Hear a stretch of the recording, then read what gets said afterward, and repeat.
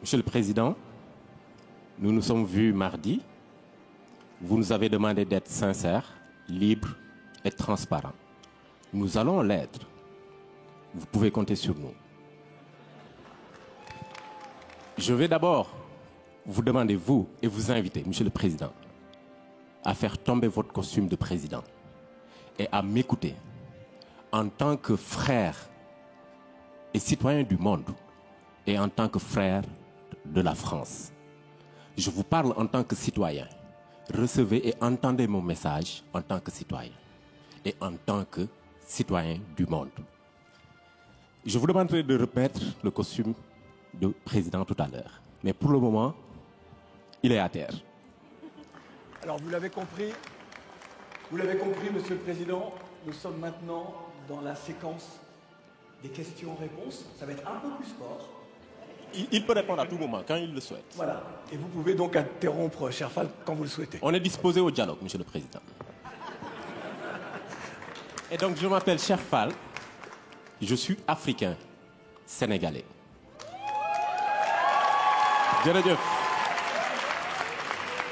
Je suis, Monsieur le Président, à la tête d'une organisation panafricaine qui est présente dans 40 pays.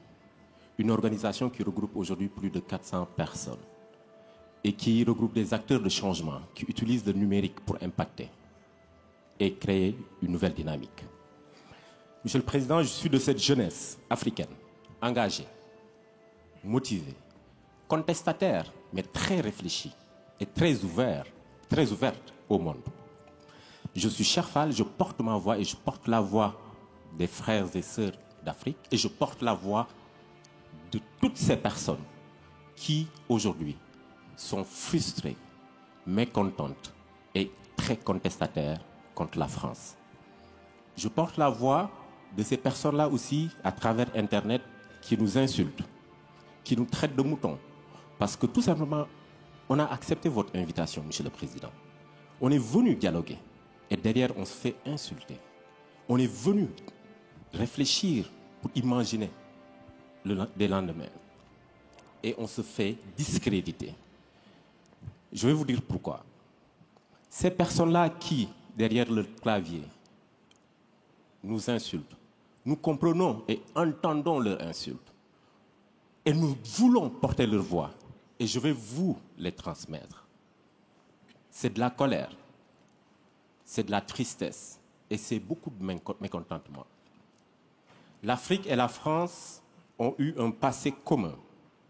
Et ce passé est toujours présent, lourd à porter pour nous.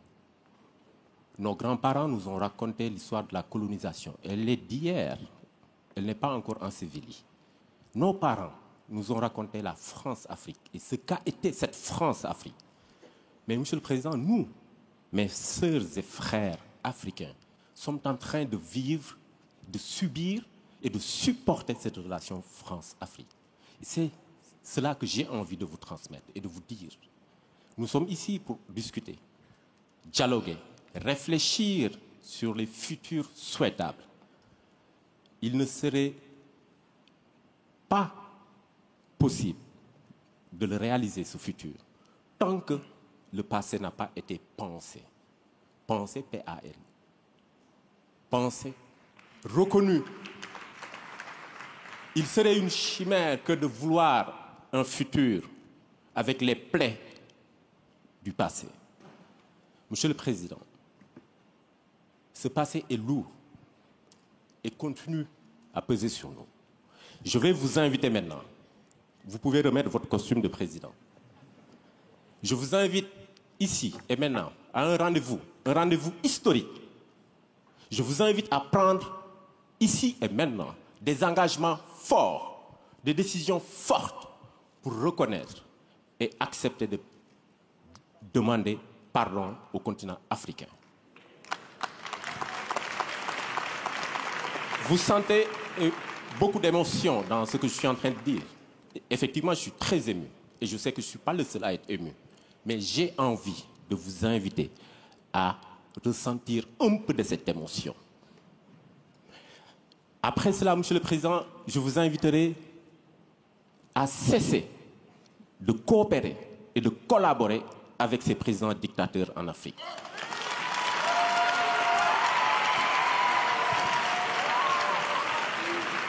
Monsieur le Président, toujours avec votre costume de président, je vous demanderai et vous inviterai à arrêter cette pseudo-coopération paternaliste. Programmez un dispositif de retrait progressif et définitif de vos bases militaires en Afrique. Ensuite, Monsieur le Président, je vous invite, ensemble, mettons un mécanisme de collaboration franche afin de renforcer les acquis démocratiques dans notre pays. Nous vous avons proposé un fonds par le biais de Achille. Mais il ne faudrait pas que ce fonds soit uniquement financé et porté par la France. Nous avons des Africains qui défendent la démocratie et qui sont des philanthropes. Et nous les invitons, moi, à travers ma voix, la voix de mes amis, Mo Ibrahim, Jay Naidou, Tony Emelunu et tant d'autres, rejoignez-nous, travaillons ensemble, finançons et portons le changement. Et pour finir, Monsieur le Président, mettez en œuvre vos engagements d'Abidjan à propos du franc CFA. Mettez en œuvre, mais allez au-delà. Prenez la décision historique de refuser à partir de maintenant la garde de la réserve des fonds du franc CFA ici en France. Je vous remercie. Je termine, Monsieur le Président, en vous disant que si nous devons construire un champ, il nous faut penser le passé. Il nous faut faire tomber les symboles et il nous faut changer et modifier les postures. Je vous remercie. On pourrait, Monsieur le Président, également résumer la parole de Cherfal dans le texte d'un artiste sénégalais, justement, Didier Awadi, leader du groupe PBS, qui nous dit qu'un autre monde est possible. Un autre monde est possible. Merci beaucoup. Non, pardon, ma sœur, il ne faut pas toucher le micro. Non, ça ne fonctionnait pas. Ça fonctionnait pas. C'est vrai? Non, ça ne fonctionnait pas. Et je pense que c'est ce que Arthur a dit, lorsque ça ne marche pas, il faut le reconnaître.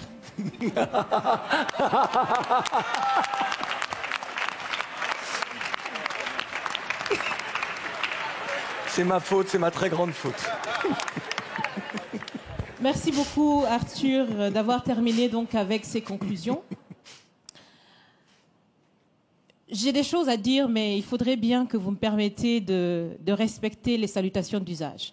Monsieur le Président, chers invités, chers Français, chers Africains, chers amis, Mesdames, Messieurs, et à tous ceux qui sont là aujourd'hui et qui nous suivent à travers les médias pour participer à cette conversation directe et surtout sans filtre, bonjour. Bonjour. Je suis Raïmwende Elda Kwama. Je suis africaine, je suis burkinabé, je suis intègre. Merci. Nul besoin donc de vous préciser que mon interpellation sera celle de la vérité, de la sincérité et de la franchise. Sans filtre, Monsieur le Président. Mon point va s'articuler autour de tous ces imaginaires-là. Et s'il s'agit de parler des imaginaires et de ces concepts faux, incompatibles à la réalité de nos peuples, il faudra surtout parler du vocabulaire dépassé, inadapté, dévalorisant, qui réside encore dans vos discours et dans celui de vos institutions lorsque vous vous adressez à l'Afrique ou lorsque vous levez des fonds pour aider l'Afrique. Parmi ces expressions, il y en a une qui retient mon attention tout le temps et qui par fini me dérange. L'aide au développement. Monsieur le Président, l'aide, tant qu'elle n'aide pas, tant qu'elle n'amène pas à se départir de l'aide, comme le dit Thomas Sankara, il faut s'en débarrasser. Car l'aide, ce type d'aide-là rend esclave. Ce type d'aide-là empêche les peuples, les populations de s'en sortir par elles-mêmes, par leur propre capacité, parce qu'elles peuvent le faire, Monsieur le Président, et vous devrez le savoir. Le meilleur est en chacun d'entre nous, quelle que soit notre origine.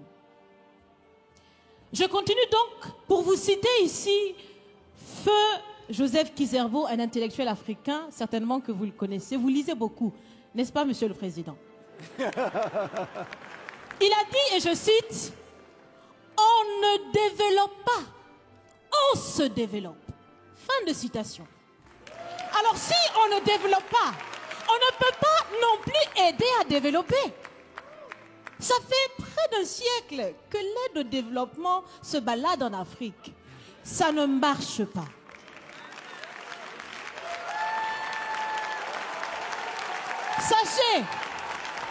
Sachez que l'Afrique se développera par elle-même, par le potentiel local et celui de la diaspora, et certainement dans l'interdépendance avec les autres nations de la planète, mais surtout à travers des collaborations saines. Je répète, saines, transparentes, constructives. Il y a des têtes bien faites, il y a des investisseurs aussi en Afrique. Nous innovons déjà en Afrique. Et si ce n'est pas co-constructif, dans cette relation qu'on imagine, on n'en veut pas. C'est donc fini. C'est donc fini les expressions « Sauvons l'Afrique ». Aidons à développer l'Afrique, il y a tellement de misérables là-bas. C'est fini, Monsieur le Président.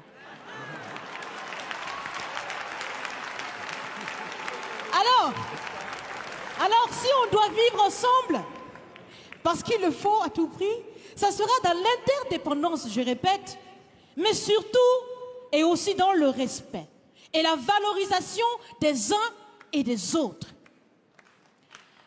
Monsieur le Président, vous avez voulu ce sommet différent, vous nous avez appelés, nous, société civile, tout en sachant bien que tout ce qu'on peut faire, c'est dire ce qu'on pense. Vous êtes un président, vous pouvez prendre des décisions, que chacun prenne donc ses responsabilités dans ce sommet. Monsieur le Président, je vais vous proposer des actions concrètes. Est-ce que vous savez, je pense que vous le savez, l'AFD, l'Agence française de développement, fête bientôt ses 80 ans. C'est l'occasion de faire différemment. Changez déjà le nom, changez le fond. On l'a si bien dit, on veut des partenariats qui soient clairs, qui soient transparents, où nous aussi on peut parler, on a notre mot à dire, on peut aussi agir et on peut mettre aussi de l'intellect et des ressources financières sur la table de la discussion. Je vais finir parce que j'aime bien échanger avec Monsieur le Président. Mais je vais finir. Et je vous propose de visualiser avec moi ceci. Si la relation entre les pays d'Afrique et la France était une marmite, sachez qu'elle est très sale, cette marmite. Elle est sale de reconnaissance légère des exactions commises. Elle est sale de corruption. Elle est sale de non-transparence. Elle est sale de vocabulaire dévalorisant. Elle est sale, Monsieur le Président. Je vous invite à la recurer par des actions concrètes. J'ai déjà proposé des actions, commencez. Mes amis le feront aussi. Si vous refusez de la laver, si vous voulez quand même préparer là-dedans, je ne mangerai pas. Nous ne mangerons pas. L'Afrique ne mangera plus. Le repas. Écoutez. Le repas.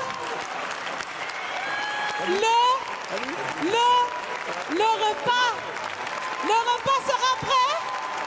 Vous serez le seul à table avec un appétit difficile. À bon entendeur, salut. Merci.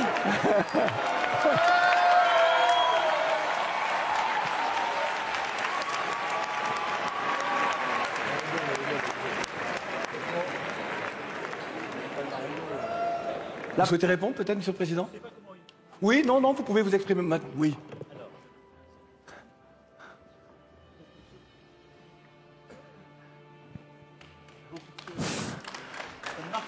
Faut-il... Non. Ça ne marche pas. Voilà, Maintenant, mais ça parce marche. que vous n'aviez pas le bon micro, Monsieur le Président. Maintenant, ça marche. Bon. Alors, beaucoup de choses ont été dites. Et je ne vais pas chercher à répondre à tout, mais je vais aller direct sur les questions les plus spécifiques qui ont été posées, en particulier les questions de vocabulaire. Puisque vous m'avez d'abord interrogé là-dessus, Elda. Si on dialogue, on s'écoute. Si vous m'avez écouté, vous ne m'avez pas entendu parler d'aide au développement. J'ai dit justement tout à l'heure qu'on voulait faire de l'investissement solidaire, parce que je considère que c'est de l'investissement. Et ce changement, on est en train de le porter et de le faire. Et donc, je dis ça parce que ce qu'on est en train de faire est très important.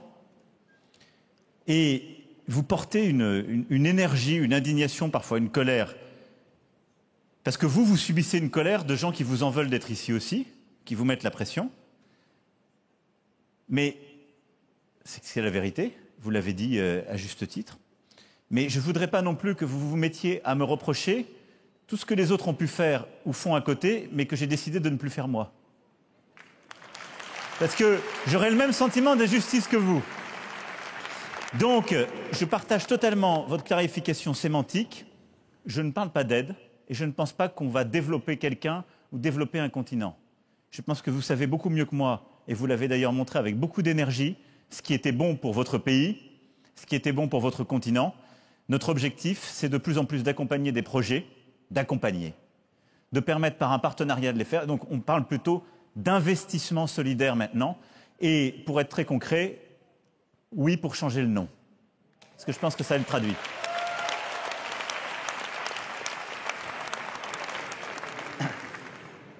Aujourd'hui, déjà, moi ce que je retiens de ce que vous dites, c'est que je l'ai dit à Ouaga 1,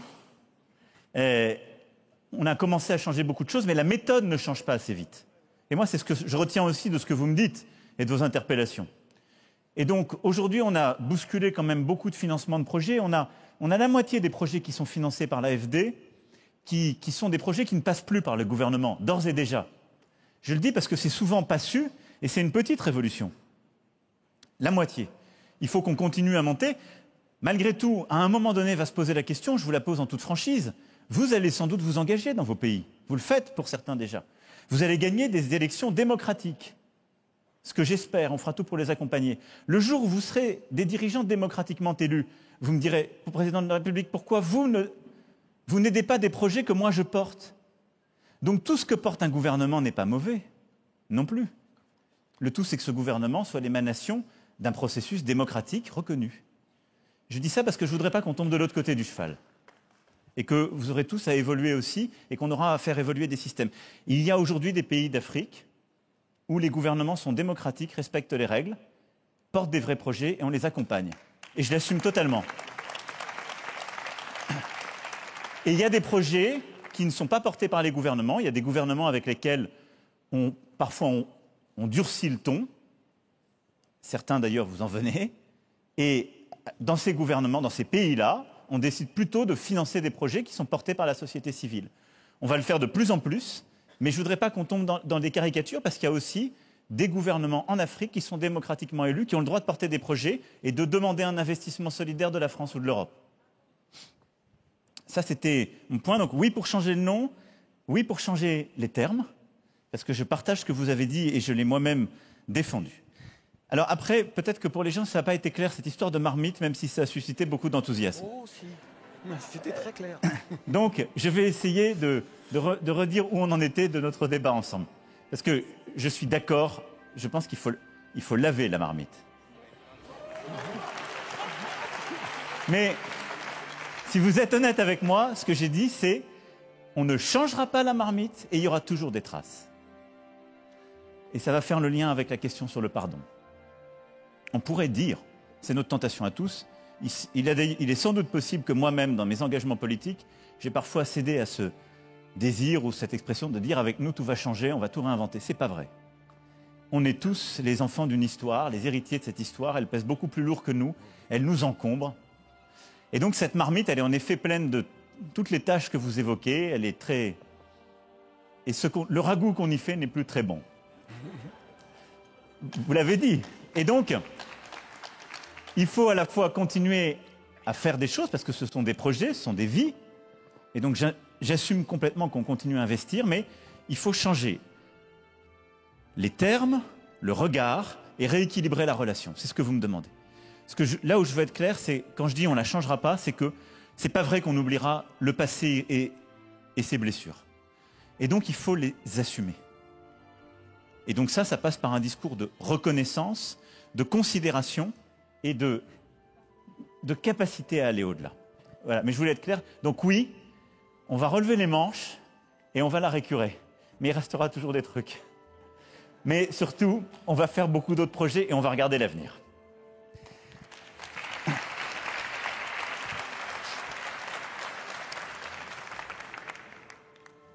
J'ai été interpellé sur la question du pardon. Je vais être simple. Si je veux faire un succès d'estrade, je le fais. Évidemment, si je dis oui, je le fais la main sur le cœur et que je vous dis le pardon est demandé, ça va vous faire très plaisir. Mais je pense que ça n'a... Je vous le dis très sincèrement, sur ce que vous me demandez, ça n'est pas ça ce que je dois faire. Pourquoi? Parce que c'est trop facile. Il m'est arrivé de demander pardon. Je l'ai fait d'ailleurs il n'y a pas si longtemps, ça a été une des rares fois, pour la question des harkis en France.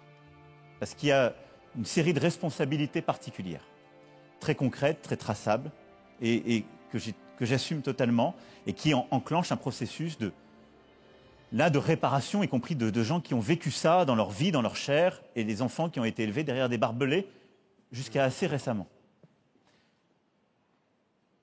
Dire le pardon, ça voudrait dire qu'en quelque sorte, je voudrais me délier. Et je ne crois pas à une politique de pardon, en tout cas dans le lien qu'il y a entre la France et l'Afrique.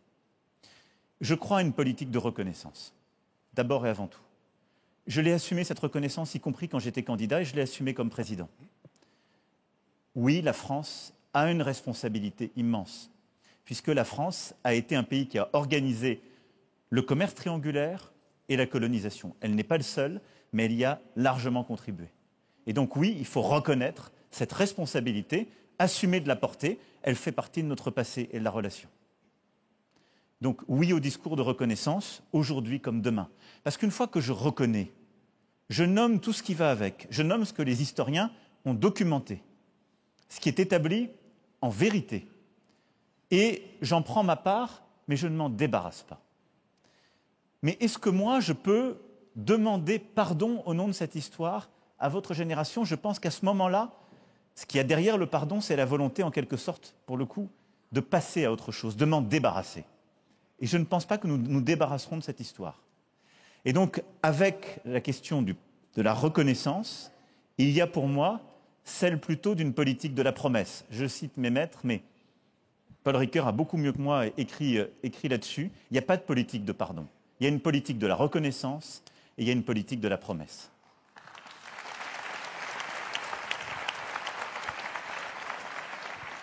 Et donc, ce que, pour ma part, je souhaite construire, au nom du peuple français, puisque vous m'avez dit que je remettais mon costume, je suis prêt à m'engager à faire, c'est d'abord ce travail de reconnaissance. Il y a des propositions très concrètes qui sont faites dans le rapport, et donc moi je suis prêt à ce qu'on continue à s'engager pour qu'il y ait un travail d'historien, de scientifique partagé, et pour que surtout on fasse quelque chose qui, à mes yeux, est très important, et qui va dans votre sens, mais qui est, je pense, plus fécond que simplement un président qui dit un jour pardon, parce que ça ne réglera pas tout.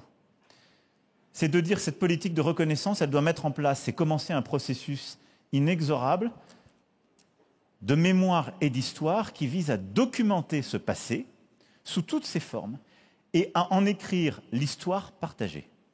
Et à permettre à des historiens du continent africain, du continent... Pardon ? Oui, vous êtes plusieurs à l'être ici. Du continent africain, du continent européen, à travailler ensemble, à faire œuvre de vérité et à donner un contenu historique et scientifique à ce travail de reconnaissance. Et à pouvoir, dans l'éducation qui est faite à nos enfants, retracer la vérité. Je le dis parce que je viendrai après à la partie émotion. On a eu tout à l'heure cette discussion. Et ce dont on parle est fondamental. Mais aujourd'hui, il y a aussi beaucoup de gens qui manipulent notre histoire. Il y a beaucoup de puissances qui ont été coloniales à l'égard de l'Afrique, qui veulent faire oublier qu'elles ont été elles-mêmes des puissances coloniales. Et qui disent la France, c'est terrible, regardez ce qu'ils vous ont fait. Ils ont fait partie de cette histoire. Et il y a beaucoup de gens qui sont dans une politique, beaucoup de puissances qui sont dans une politique de prédation à l'égard de l'Afrique et qui veulent juste cette politique de pardon pour écrire une nouvelle page qui est celle d'une nouvelle exploitation. Ce qui a de sens, c'est pas pardon et oubli qui va avec, et en quelque sorte faute dont on se serait débarrassé. C'est politique de reconnaissance, travail d'historien et historiographique, rapport à la vérité pour ne pas répéter les erreurs du passé, mais pour écrire une histoire commune qui soit enseignée de part et d'autre, de nos rives à nos enfants. Et nous avons ce travail à faire en France parce que nos enfants n'ont pas encore des programmes dans les livres d'histoire qui disent tout cela, cette histoire. Et donc ça a commencé, on le sait, il y a un très gros travail qui a été commencé, mais il faut le parachever, il faut aller au bout de ça. Et qui n'est pas un travail, j'entends souvent ça, de honte de soi ou de repentance, comme on dit. Non, qui est un travail de vérité. Il n'y a pas de fierté sans vérité. Sinon, il y a des mensonges. Donc moi, je suis extraordinairement fier d'être français, comme vous êtes fier d'être africain, et je le suis d'autant plus que je veux qu'on assume la vérité de tout notre passé, de tout ce qu'on veut faire ensemble. Et donc, c'est ce travail qu'on doit faire et qui doit aussi ensuite se retranscrire dans les manuels des enfants, des adolescents en Afrique. Parce que sinon, aujourd'hui, le risque qu'on court, c'est qu'il y ait en quelque sorte une forme de contre-histoire, ou plutôt une autre narration de mensonges qui viennent encore compliquer ce qu'on est en train de faire. Parce qu'on est en train aussi d'expliquer aux jeunes Africains quelque chose qui n'est pas non plus leur histoire et qui n'est pas davantage la vérité. À côté de ça, ce que vous avez témoigné, moi je le respecte profondément, c'est une émotion. C'est une volonté de changer, c'est des colères, des impatiences, ce qui montre que ce rapport à la vérité n'épuise pas tout. Parce qu'on a très longtemps refoulé les choses.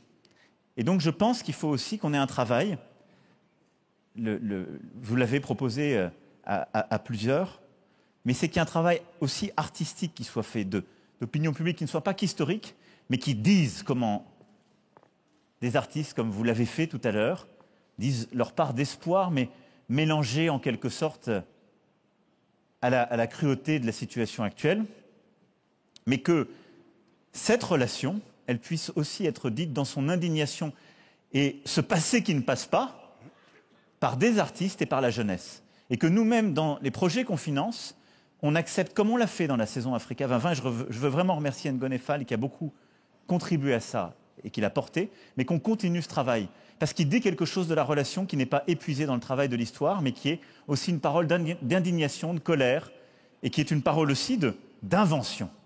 C'est comme ça qu'on traduira les choses. Donc voilà les quelques mots que je voulais dire de manière très concrète par rapport à la marmite, par rapport au pardon, par rapport à la reconnaissance et à la promesse. Mais ce que je dis à travers l'histoire et la création, c'est le lien que je fais entre, le très beau lien que vous avez fait entre penser avec un E et penser avec un A. Il faut aider à penser, donc avoir un rapport à la vérité, mais il y a des choses avec lesquelles la vérité ne suffit pas, il faut aussi s'engager humainement. Après, vous m'avez posé d'autres questions très concrètes, donc je vais y aller, puisqu'elles rejoignent celle d'Arthur. Coopérer avec les dictatures, il faut que vous me soyez plus précis. Avec quelle dictature vous me reprochez de coopérer?